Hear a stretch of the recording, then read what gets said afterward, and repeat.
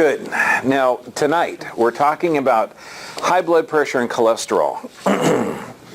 Now, not only is this my favorite subject, but it's the most frustrating. And it's the most frustrating because people think that high blood pressure is a disease, that it's dangerous, that you can die from it. I'm reading this book. Okay, it's called Medicine and Culture.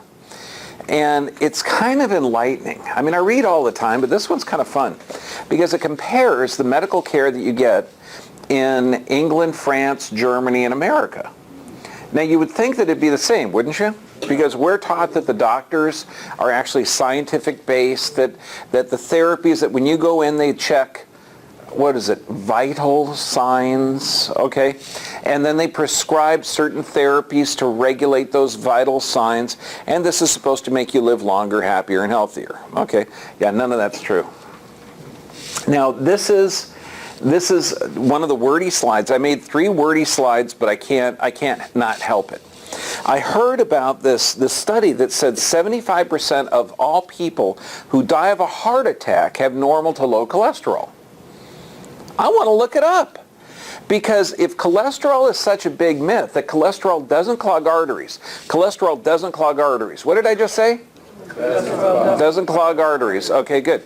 And if cholesterol is vital for hormone function, and if 75% of all people that have a heart attack have normal to low cholesterol, none of this stuff is working with the jargons and the dogma that you've been taught, right?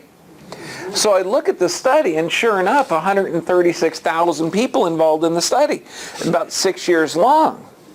And I'm thinking, this is amazing. 75% of these people. And then I look at what they were talking about, and I love this. Dr. Fonaro, okay.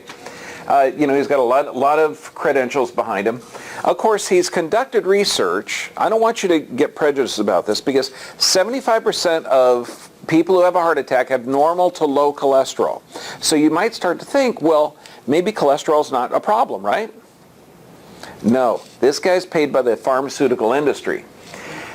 He said within current target, 75% of heart attack patients fell within their current recommended targets for LDL cholesterol, demonstrating that the current guidelines might not be low enough. We might have to drug people more. Who pays him? GlaxoSmithKline, Pfizer, AstraZeneca, Merck, all the drug companies are paying him to come up with the guidelines. Okay, so these are the top sellers. If you have no ethics or morals, cholesterol-lowering drugs, statin is one of the best. It's the most profitable, the first drug to cross the $10 billion mark. But now, does it make you healthier? Well, I don't know. Let's take a look at this. The leading cause of death in America is medical care. The leading cause of death. Okay, now this is important when you start looking at this, because so if these guys are really responsible for health, okay, if you're trusting your medical professional to go in and check your, what do they do? They check the blood pressure, then they send you off and they check your cholesterol, okay, and you're going to find out tonight that those are really poor indicators of health. My car is red. Does that mean I'm healthier? It's just as vital a check as, the cholesterol, so it doesn't really make sense. But we're talking iatrogenic illnesses. This is doctor-caused illnesses. This means if you chemically alter physiology, you're going to do more harm than good. So hypercholesterolemia is an actual disease. Of course, they don't die of heart attacks more, they just have elevated blood cholesterol. This affects 1 in 500 people. 1 in 500. Autism is affecting 1 in 33 boys. Okay, so this is infinitesimally smaller than autism, and autism is getting a lot of press nowadays. Okay, because we're actually losing a generation. So I want you to get this, that 1 in 500 is a very small number of people, and still there's no studies that show that lowering it helps. So we have to come up with, because 1 in 500 is not a good market. We're not going to sell billions of dollars of this. We're not going to be able to bill you for billions of dollars worth of tests. We're not going to be able to generate that fear. So we have to convince the doctors, the media, the government, okay, we have to convince these people that cholesterol's a problem. Anybody know what the signs of high cholesterol is? There isn't any. You feel good. Okay, so we have to create a market here. We have to create fear that cholesterol is dangerous and that the market is bad. So high cholesterol has no outward signs, okay? You got to be convinced that it's a problem in order to take this drug that has a terrific amount of side effects. Now let's look at the studies, because I'm a big one for actually looking at the science behind this. So if cholesterol isn't recognized as a problem around the world, and cholesterol is vital for the system, let's look at the studies. Now, the All-Hat study. Now, this is interesting. 10,000 participants. They showed a group that got the drugs, a group that didn't. The death rates were exactly the same. Okay, so it turns out that lowering cholesterol. Now, what did this guy say here? 75% of all people who had a heart attack had normal to low cholesterol. Then we go in here, cholesterol drugs are the leading seller.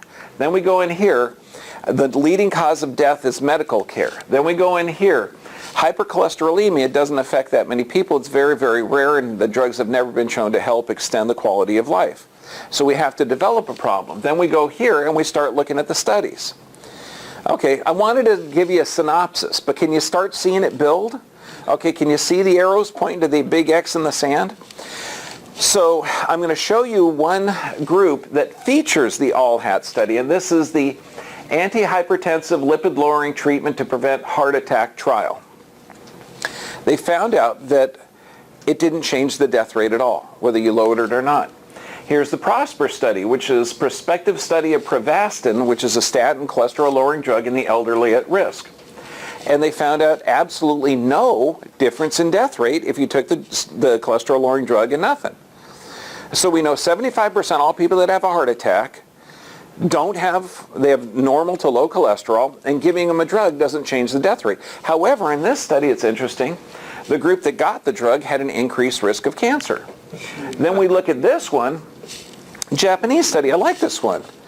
Now, if we all took a cholesterol-lowering drug, would we have exactly the same response? No, of course not. Of course not. We're common sense. Well, the Japanese did this too. So they gave about 48,000 people, 47,000 people the drug. And then they divided them up after they gave them the drug. This affected you a lot. Didn't affect you a whole bunch. It affected you just moderately. And so then what they did is they took the people whose cholesterol was lowered below 80, which is really, really low, the LDL cholesterol, and those that weren't affected hardly at all, where it was still over 200, and then they compared the death and disease rates, because if cholesterol really is a problem, we'd see higher problems in the people with higher cholesterol, right? Well, they had absolutely no change in death rate, low versus high. Okay, now we look at this more. What does cholesterol do? Okay, not only is it the majority of the brain component, but let's just look at this. It's the number one body's repair substance. So, think of this. It's used in tissue repair. So does that mean if you damage the arteries, if you damage the tissue, that the body's going to produce cholesterol in order to protect itself and to rebuild the tissue? Oh, yeah. Wow. So so somebody with high cholesterol actually has tissue damage. So we're taking away that repair process. Boy, that sounds stupid.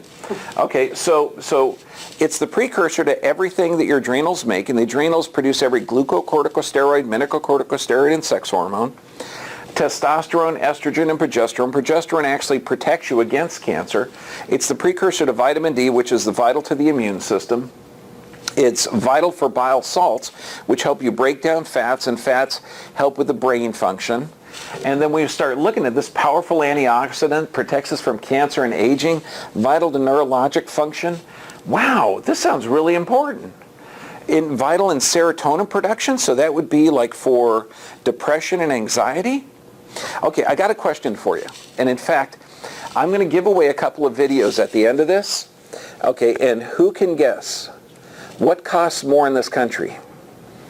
Cancer or dementia? Dementia.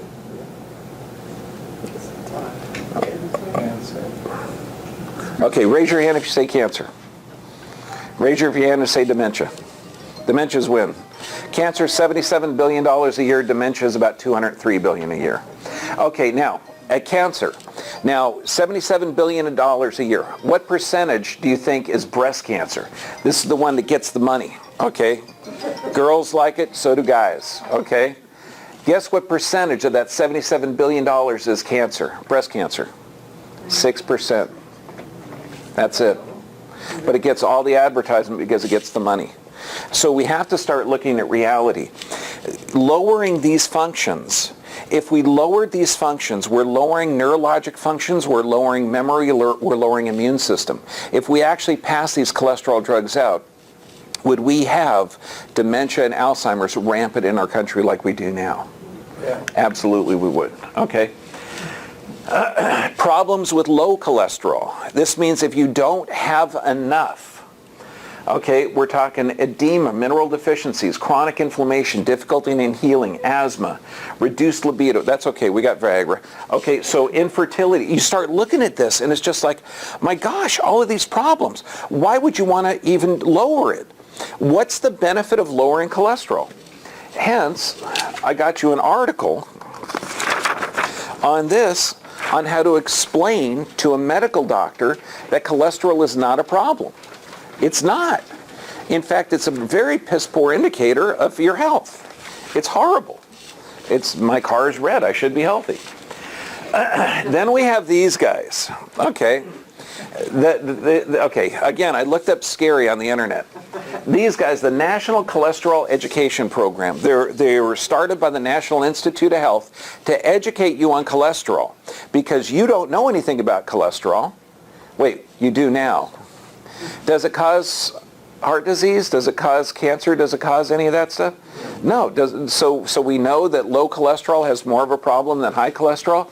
High cholesterolemia that affects 1 in 500. So it's ridiculous. So these guys got to convince you, okay, because the way our government's run, pharmaceutical industry, biggest industry in the world, they fund the campaigns. The people that fund the campaigns fund the government, and the government funds the studies, and they have to convince you to buy the product.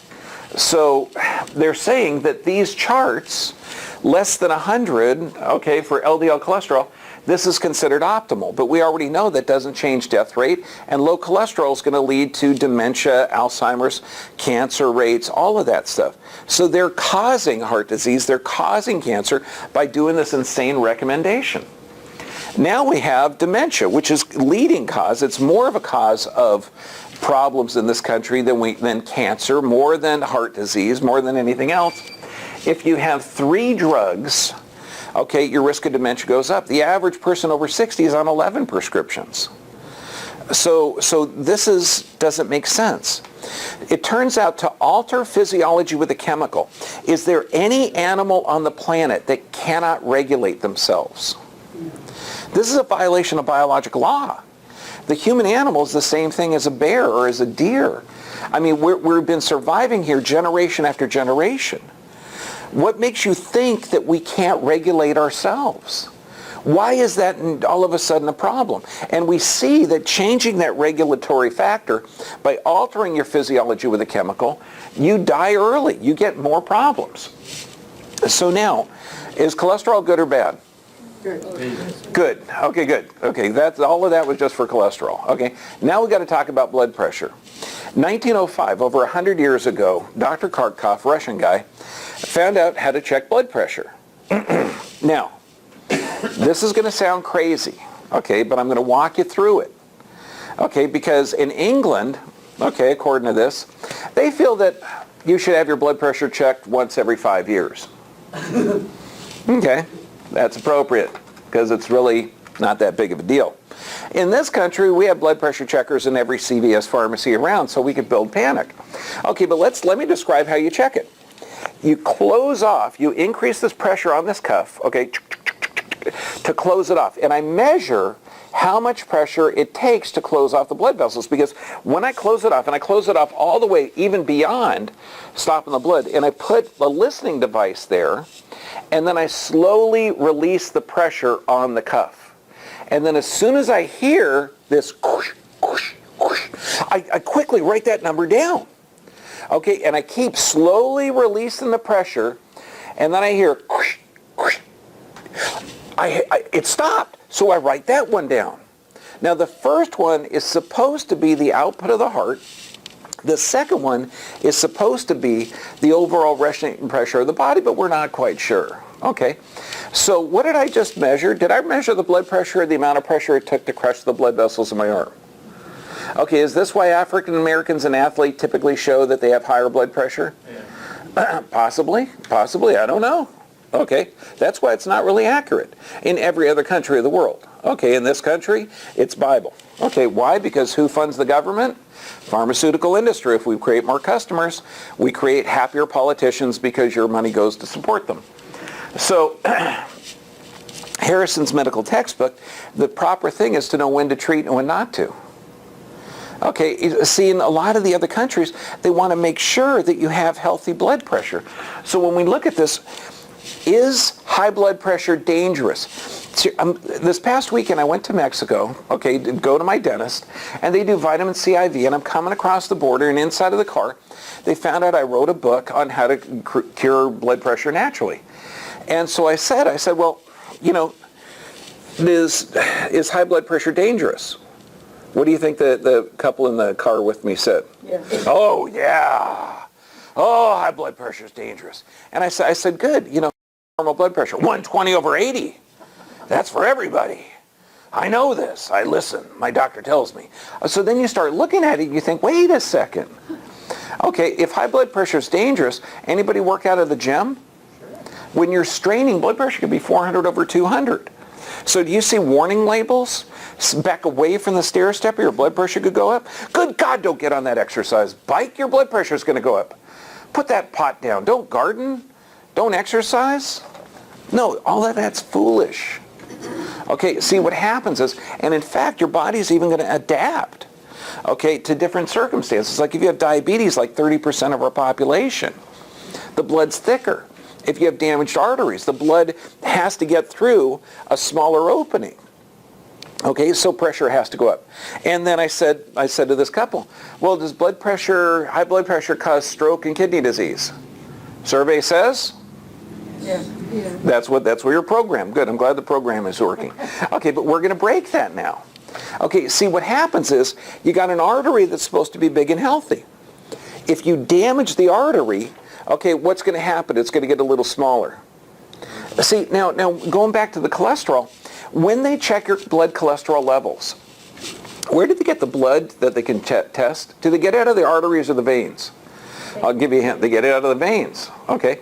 Now this is interesting because it doesn't clog the veins. It clogs the arteries. So why does supposedly, because it doesn't really clog the arteries, but this is the medical world, okay? So we're talking ignorance. So why does the cholesterol clog the arteries but not the veins? And we're testing the blood in the veins. We're not testing the blood in the arteries. We're saying, oh my gosh, it's high. Well, I'm going to tell you right now. The arterial wall has 3 different layers. The inside layer is called endothelial lining. Anything that damages the endothelial lining is going to cause it to swell up. And if it swells up in a circle, what's going to happen to the opening? It's going to get a little smaller. So to get the same amount of blood or the same amount of oxygen and nutrients through the smaller opening, guess what has to happen to pressure? So let's say consistently you damage the endothelial lining. Let's say you're taking genetically modified foods, or you have genetically modified high fructose corn syrup, like that is the #1 source of calories in America. Let's say you smoke or have toxic lifestyles. You're going to damage the endothelial layer, so the more damaged arteries, what has to happen to pressure? The higher the pressure goes. Now the kidneys, they're the size of my fist. They have to filter 6 quarts of blood every 20 minutes. So if they have to filter that and you're damaging the arteries, okay, what do you think has to happen to pressure if you have less surface area in the kidneys? You got less surface area, so you got to, what to the pressure? You got to increase the pressure in order to keep the same amount of blood flowing through there, right? So high blood pressure is an adaptation to damaged arteries.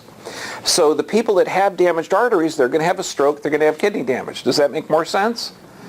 So it's not that high blood pressure is danger and evil. The high blood pressure is a clue that you've got damaged arteries. Okay, so What they're finding out now too is that you can change your blood pressure, and this is checking a student. They're doing this in England, and it's the first way to check blood pressure in over 100 years that's been new. You wear a monitor for 24 hours and it checks your blood pressure. Is his blood pressure the same throughout the day, or does it go up and down? It goes up and down. I mean, it's like crazy. So if you get a snapshot in time of where he's jabbed with a pin or having romantic relations, okay, you're going to say, wow, you got high blood pressure. If you're in Germany and you check him in the low end, you'd say, oh my gosh, you got low blood pressure. This is dangerous. See, in Germany, there's over 85 different therapies to raise blood pressure. Okay, they feel that cardiac insufficiency, that not enough blood supply going to the body is really dangerous. So what's the function of blood? Does it carry oxygen? Does it carry nutrients? Is it vital to the immune system? Does it balance pH? Okay, so which one of those will you be healthier if you lower? Okay, so if the doctor gives you a diuretic, a beta blocker, an ACE inhibitor, or some drug to lower it, say, Doc, aren't you lowering all those functions? Well, this is a standard patient. We're talking 56 years old. You can see he's got a problem there. So if he's got a problem, if he's got chronic pain or arteries that aren't healthy, and we know that if you're taking more than 3 drugs, your risk of dementia goes up, and he's on 10. Okay, do you think his healthy arteries are small? Small. So his body's trying to fight for this. So what we do is we talk to him about soluble fiber to clean the arteries. We get him out of that fight or flight state. We go in, we do a post x-ray, he's straight now, you know, the nervous system is clear, he's able to breathe, and he's amazed because his blood pressure goes down to normal. And he had to fight his doctor to say, hey, look, check my blood pressure. No, I'm sorry, once you're on the blood pressure drugs, you got to be on them all the time, your whole life. You can't ever get off of them. And he says, well, it's low now, you're checking it. Yeah, but it's going to go back up. Can you see the flat earth technology? Of course blood pressure is going to go up. The guy might want to go to the gym. He might want to walk. He might want to carry groceries. Okay, he might want to sleep. This is insanity. So high blood pressure does not cause kidney disease. It does not cause stroke. The toxic deficient lifestyle damages the arteries. The body's going to adapt by elevating the blood pressure. Does that make sense? Yes or yes? Okay, is it insanity or insanity to alter physiology with a chemical? We know from the studies that it's nuts. Okay, but you're ingrained in a culture where the pharmaceutical industry is trying to tell you that by taking this drug, you're going to be healthier. This is truth in advertising. It's a restaurant out in Arizona. I think they got one in Vegas. The burgers are named quadruple bypass, triple bypass. Okay, they're named for what they cause. But when you look at this, I mean, you're taking things that damage the endothelial lining. Then how many people out there take a non-steroidal anti-inflammatory, an Advil, a Tylenol, a Motrin? When I'm doing the physical exam, I'll say, are you taking any drugs? Nope, don't take any drugs. I'm talking any drugs, over the counter? Oh, well, yeah, I take the Advil, but, you know, that's for good performance. You know, I work hard all day. And I'm going, oh my gosh. Okay, so if you take 20, the average, and this was 80,000 women, 22 non-steroidal anti-inflammatories a month. I'm not even talking like 2 an hour or 2 every 4 hours, 22 in a month. So this is less than 1 a day. Okay, your risk of high blood pressure and heart failure radically shot up. You've got an 86% chance of developing a high blood pressure. So when you go to the doctor and they check your blood pressure, do they say, are you taking any non-steroidal anti-inflammatories? Because that can cause it. Are you deep breathing enough? No. Do you have a toxic deficient lifestyle? Is your body trying to adapt because your body's intelligent? See, this is flat earth technology. These guys need to be fired. Aspirin a day for a healthy heart. Should you take it? I put these studies here. No, it's dangerous. Aspirin is the leading cause of kidney disease and the 4th deadliest drug in America. The best blood thinner out there is a mixture of 2 gases, hydrogen and oxygen. It's amazing. When they're mixed in the right form, they form a liquid called water.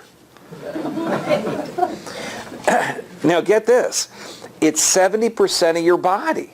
So 70% of your meals are water, okay, or water containing like plants or a plant-based diet. Your body's going to be healthy. The best blood thinner is water. So if you're not drinking enough water, drink more.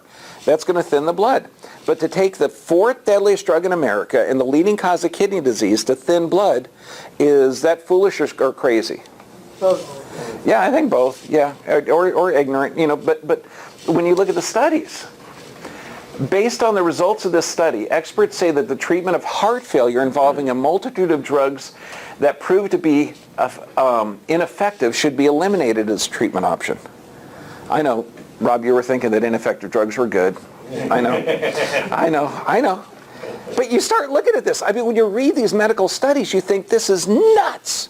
Okay, then you look down there. No difference, irrespective of the cardiovascular risk of aspirin use. The Journal of the American Medical Association. There's no difference. So it's the fourth, I mean, if this saved lives, I would be passing it out. It's the fourth deadliest drug in America and the leading cause of kidney disease with no benefit. With no benefit. Then we got epigenetic changes. You control the gene expression. You are not a slave to your genes. If you have Down syndrome or blue eyes or brown eyes, those are not going to change. You can control cancer genes, you can control diabetes genes, you can control all the other genes. You're controlling it by what's called genetic expression. We know this. We've known this for 30 years. You have a control above the genes. It's called epigenetic control. What this is dangerous, it says that every pharmaceutical product out there, that means every drug that's designed to alter physiology, you're literally altering your chemical processes you're altering your physiology using a chemical. I mean, would you go to a zoo and give a bear a blood pressure drug, or a lion a cholesterol drug, or a giraffe, you know, a diuretic? I mean, no, this is foolishness. All of these drugs, and we're looking at blood pressure drugs, anti-inflammatories, contraceptives, can cause heart disease, cancer, mental disorders, obesity, leukemia, bipolar disorder, schizophrenia. Do we have a population now where this is rampant?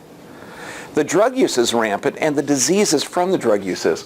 I love the quote from this. Consequences for modern medicine are profound, because it would imply that our current understanding of pharmacology is an oversimplification. It is. Does anyone know how an antidepressant works? The selective serotonin reuptake inhibitor, right? Yeah, that's not true. Okay. No, that's what the TV tells you. And thank you for playing. No. See, because they say they're selective serotonin reuptake inhibitors, but when you look at the clinical pharmacology, the mechanism of action is unknown. We don't know. We haven't a clue. We think it slows down serotonin uptake, but we don't know. Anybody know how Tylenol works? We don't know. That's the deadliest drug in America and the most prescribed. We don't know. So if we don't know how those work, I mean, this is just insanity. The Helsinki businessman study. This is a brilliant study, okay? They took two groups of guys, followed them for 15 years, okay? One group, they treated fantastic. Saw them like 4 times a year, gave them every blood pressure drug, every cholesterol drug you could imagine. The other group, they saw them like once a year. They just gave them advice they didn't think they were going to follow. Smokers in both groups, everything, both groups were the same. What they found, the cause of all deaths were double in the treated group. However, coronary deaths, the ones that they treat the blood pressure and cholesterol drugs, were 4 times that in the drug group. Now, remember, the pharmaceutical industry runs the world.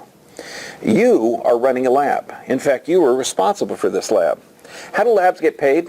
By the government or the pharmaceutical industry? Pharmaceutical industry. So if you run a 15-year-long study costing thousands or hundreds of thousands of dollars, and it shows an unfavorable result to your boss, are you ever going to get another job? Okay, so the discussion, this is more fun. Okay, the discussion is way more fun than this. Okay, the unexpected results of the Helsinki businessman study. Okay, can you say, oh, okay, so seem to give a pessimistic impression of the multifactorial approach. I'm sorry, maybe I'm confused. 4 times the amount of death rate if you treated these people with a blood pressure and cholesterol drug. 4 times the amount of people died. Okay, I would call that pessimistic approach. Okay. As a whole, the Helsinki businessman study results cannot be interpreted as refuting the current idea of drugging the heck out of people, altering their physiology with a chemical and expecting a crazy outcome. Okay, so when the medical world says this stuff, you have to start looking at this because their statistics are wrong. I mean, you realize that there's 100% difference in stroke if you take a blood thinning drug. If you've had a stroke, you take Coumadin. Of course, you will get all of these side effects, but there's 100% difference. That's what the advertisement's going to say. In actuality, if you've had have cardiac arrhythmias, okay, and this means your heart just skips a beat. Okay, now we're not talking about sending you to the chiropractor to get the nervous system checked. The theory is that if that heart skips a beat in that fraction of a second that it skips a beat, the blood vessels somehow are so fragile they're going to glue together, form a clot, go up to your brain and kill you. Okay? You have a 94% chance of never dying if you have cardiac arrhythmias if you do nothing. I mean nothing. I mean no vegetable juice, no soluble fiber, no diet change, no chiropractic, nothing. And you have a 97% chance of not dying if you take Coumadin. Okay, so that's a difference of how many percent? 3%. However, how far away is 94 from 100? It's 6, right? How far away is 97 from 100? 3. So that's a 100% difference. I mean, this is how the studies are done. This is absolute ignorance. It's barbaric. Higher blood pressure at lower death rates. I actually put this in your packet here. Okay? Higher blood pressure at lower death rates. Turned out these people had heart damage. If you have heart damage, do you have healthy blood vessels or sick blood vessels? If you have sick blood vessels, what's going to happen to pressure to keep the same amount of oxygen flowing? Has to go up. Okay, so this is just nuts. Low blood pressure, they think if blood pressure falls below the minimum for sound health, they feel that 140 systolic is the minimum necessary in India for sound health, that it's vital. In Germany, they even call low blood pressure a German disease because they feel that cardiac insufficiencies are vital, that you have to raise blood pressure. This is why they've got 85 different therapies to raise blood pressure. I mean, this is insane. Kidneys. High blood pressure does not damage the kidneys. If the kidneys are damaged from a toxic deficient lifestyle, pressure has to increase to get fluid through it. Now, it only takes about 90 days to clear the kidneys. There's 6 different studies here. I know they're hard to read, but we're talking the CDC, the Journal of the American Medical Association. I mean, these are all, this isn't Joe's medical journal. They all say that if you take a chemical to slow down the function, and I do this with every patient, and I'll sit them down and I'll say, look, you're taking a drug that slows your pressure down. It slows the heart down. Does that help oxygen to the brain or slow it down? I don't know, I'm not a doctor. Does it slow oxygen down to the brain? I'm not kidding. Okay? What do you think happens if you slow the pressure down? It's going to slow oxygen down to the brain. The adapt by converting glycogen to glucose. That liver is going to break it down. It's going to dump it into the bloodstream to elevate it up. This is why people get on 1, 2, 3, 4, 5 different blood pressure drugs. And then they're misdiagnosed with diabetes. It's nuts. If you take a drug to alter your physiology, you're going to die an early death from heart disease, cancer, and diabetes. This one, I bought one of these. Respirate. You've got sensors in your neck. Okay, one senses carbon dioxide, the other senses pressure. If your carbon dioxide levels are high, then your heart's going to increase pressure to get more blood flow into the lungs to get the carbon dioxide levels low. If the carbon dioxide level's low, the heart's going to slow down to get that carbon dioxide levels back up. So do me a favor. Take a deep breath in. Blow it out. Now, if you did that for 15 minutes, you'd save $350, okay? And you'd lower your blood pressure all day long. So one of the reasons we do such miracles here, where we have 100% success rate in lowering blood pressure, is I tell people you have to sit with your arm level with your heart, sit, take deep breaths for 15 minutes,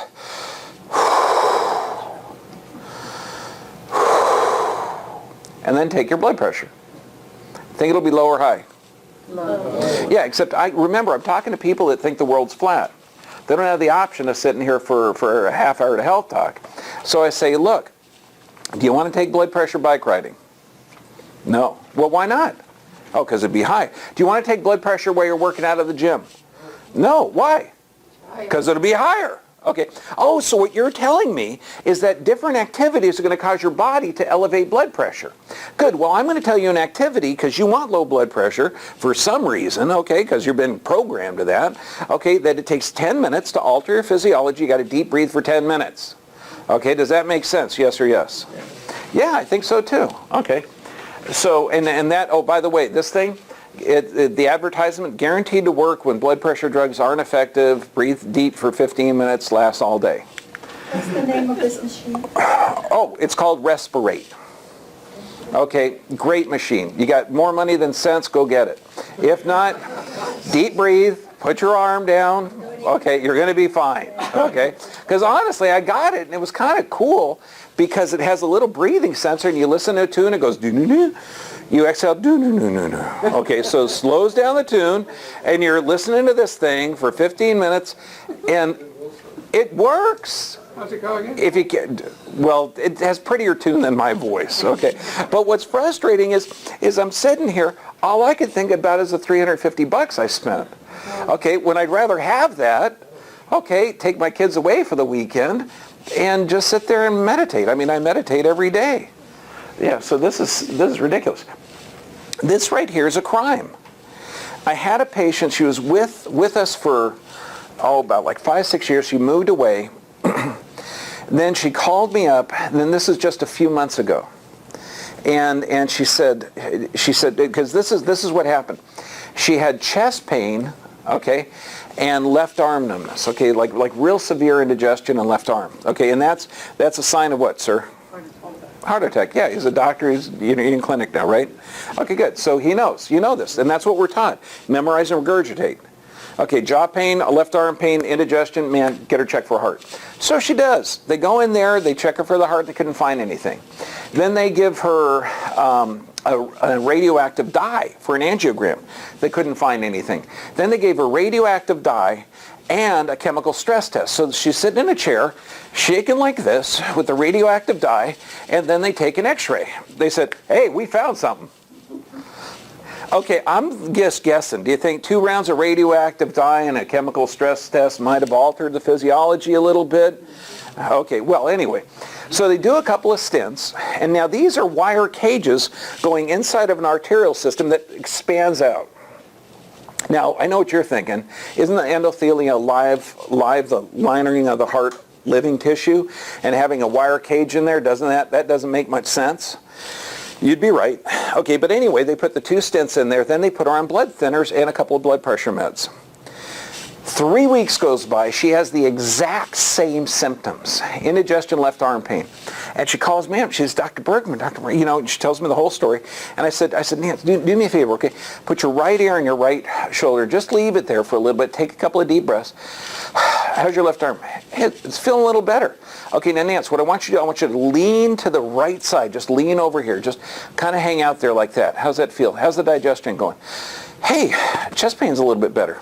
I said, yeah, you've got irritation of the diaphragm, probably from the stomach, and you got a pinched nerve in the neck causing it. So all you got to do is just walk around like this, or get in, we'll get a fresh set of x-rays and we'll see. And sure enough, she comes in and we see pressure on the nervous system. These are the nerves that supply the heart through there. So we take pressure off of it and the symptoms go away. Of course she's off the drugs. But how accurate were the tests they gave her? An angiogram, okay, you can put accurate 22% of the time. Read that backwards, it's inaccurate what? 78% of the time. Now you get the same test read by the same person, it's only accurate less than a third of the time. Stents cause clotiforms because they can't put this wire right around the area that's damaged. It might not cover it, it might not be there. Then they tried to medicate the stents. Now, a few weeks ago, the industry, the pharmaceutical industry, is now exempt from any lawsuits from any chemical they ever produce. So, you know how Vioxx killed 60,000 people, killed more people than Vietnam? They cannot be sued for things like that anymore. The Supreme Court held them up. No, this is a brand new rule, but they cannot be sued for any product they produce that damages or kills. Iceland reduced their coronary heart disease rate 80% in 20 years. Ours went up. They found out that the miracle heart attack disease prescription turned out to be getting more exercise, eating nutritious foods, and not exercising. What does that do to the arteries? It cleans it. I know, this is just common sense. 1 serving of vegetables a day reduces the heart attack risk. See, blood vessels don't clump together, or don't clot, they clump together. They can't clot in the arteries. They can clump. If you have polyunsaturated fats like canola oil or cottonseed oil or soy oil, all of those polyunsaturated fats cause the blood vessels to get sticky and they clump together. You got sticky blood, what's the pressure has to do? It increases not to do damage, but to keep you alive. Okay, you take vegetables, it separates the red blood cells. That's a clogged artery and a clear artery. There's a ravediet.com, the movie that we have here that we bought about 50 copies of called Eating. You see a medical doctor that had a heart attack. One artery 85% occluded, the other 90% occluded, cleaned them both in 90 days. Arteries can be cleaned. I mean, Ray, 12 years of high blood pressure. He didn't have high blood pressure. He didn't have high blood pressure. He was diagnosed with high blood pressure. Did he have damaged arteries? Yes or yes? Did he have evidence of physical pain? Yes. High blood pressure is an adaptation. It's not a disease. Okay? Yeah, luckily I wrote the book. I forgot to put the picture up here. This is what you require for health. You cannot regulate your physiology with a chemical and expect to get a positive result. It's impossible. It's a violation of biological law. Does that make sense? Our entire medical system is built on a lie. Okay? It's completely false. It's completely false. You need to get your nervous system checked. You need to get regular exercise. You need to get proper nutrition. This means if man makes it, you don't eat it. Polyunsaturated fats, most of the packaged food, most of the genetically modified foods, all of those will damage the nervous system, damage the arterial lining, leading to the body to protect itself by elevating what? Blood pressure. And if you got real damage, it's going to elevate cholesterol to do the tissue repair. Sufficient rest and prayer and meditation, because we're more spirit than matter. I mean, that's vital. Now, when we look at this, Lori's got some coupons in the back. Everybody needs to get checked. And we're doing a vital scan, 3 scans that check your disease risk assessment. And I know some of you already had it done here in this office. If you're a patient of mine already, you get it for free. If not, it comes with everything else. We check heart rate variability, which checks your disease risk assessment. We check organ and gland involvement using a rolling thermal scan and a surface electromyography, which measures your body's resistance in space, and any x-rays that I feel that are necessary. It's a little bit more than $275. It's only $20. So now we've had patients come in this week from Canada, from Mexico, from United Kingdom. Guess what it cost them? $20. I know. Because you would do it too if you could afford it, right? I know, it's pretty cool. Now all of these are recorded. Next week, this is going to be really fun. We're coming up to flu season. Okay, so we're going to talk about the new flu vaccines. No longer, if you're allergic to chicken eggs, is that an out. There's a way to still get it. Plus, there's 4 new mediums that they're going to be growing the flu vaccine in that are very exciting. Okay, because I mean, up till now, we've known that they grow them in chicken eggs, so living chicken eggs, and we're going to detail out how that's done. They're now growing them in green monkey kidneys, an immortal cell line of green monkey kidneys, by the way, and in fact, no, immortal cell line of green monkey kidneys. This means that they're cancer-causing, they're neoplastic cells. And then an immortal cell line of dog kidneys, and also caterpillar larvae. And don't buy yet, shoppers, aborted human fetal cells. Another. And they're all immortal cell lines except for the caterpillar larvae. This is going to be brand new. And we've never seen all of this injected into human beings. So we're going to go over that next Tuesday. Don't miss. Thank you very much.